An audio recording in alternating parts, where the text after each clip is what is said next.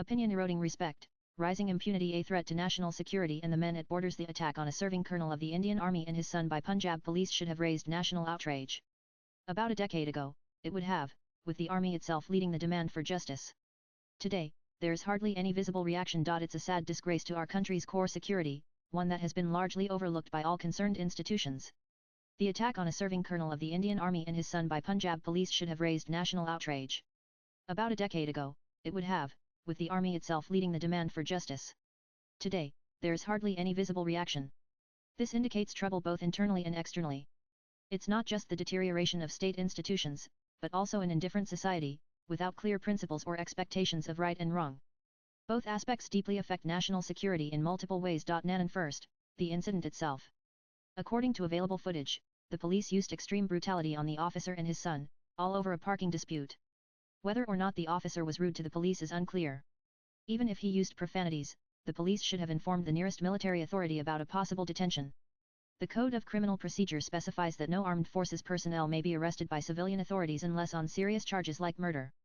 In this case, the brutality of the violence passes all boundaries. Such cases may be increasing. Days later, on March 25, a paratrooper was picked up, assaulted after a verbal exchange with an inspector, who seemed inebriated, and detained. Even worse, the judicial authorities kept him under detention for 20 days. Another incident involved an army major in Odisha, who, with his fiancée copyright, went to a police station for help after being attacked by a group of youths, only to be assaulted and detained themselves. An army officer was assaulted in Kerala by cadets who suffered minor food poisoning in December 2023. Nan the army has since called for a fair and honest time-bound investigation into the incident. The incident is unusual in Punjab, a state that usually respects the army, and recruits heavily from there. Whether the Agnipath scheme of short service has led to resentment is an open question, with 37,000 youngsters reportedly denied coveted jobs. But Odisha and other states are not high recruiting areas, indicating a deeper issue. The Punjab police's reputation during terrorism, with the constable claiming at least 80 encounters, is well documented. A surprising number of high encounters are also in Assam, a place of insurgency. Counterinsurgency is corrosive of policing, as evident in Pakistan, where the police system has nearly collapsed. That's a warning. Another aspect: recently, 2 Punjab police officers were given life sentences and fined Rs2 lakh for killing an army Jawan in 1992, 32 years later. No wonder the army is asking for a quick and fair trial. The slow judicial process is a key aspect. The officer involved in attacking the colonel and his son has another case against him by a reputed oncologist. In Assam, a Supreme Court judgment on investigating 171 alleged encounter cases seems stalled over concerns it would demoralize police.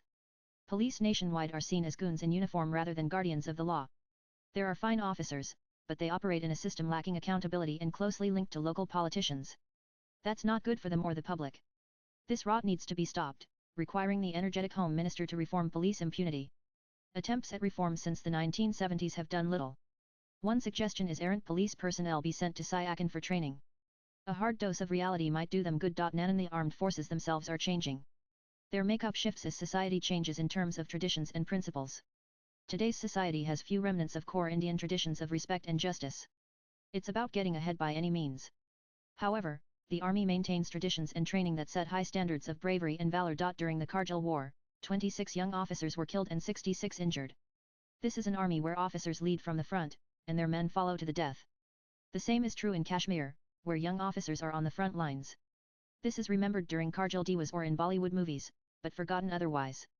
What about the commitments and values of senior officers? Once, officers commanded respect due to their reputation and dignity. That's not always true anymore. A huge shortfall in officers in 2023 indicates trouble. Now, the government doesn't share the data. Many mid-level officers opt to leave service rather than pursue prestigious higher courses. The army also needs to look inwards as socio-economic profiles change. Hey, raise the bottom line. Courage to fight at 18,875 feet in freezing temperatures requires conviction that he is the best and bravest. The same goes for an Air Force pilot whose speed starts at 300 km per hour or a submariner with thousands of tons of seawater above him.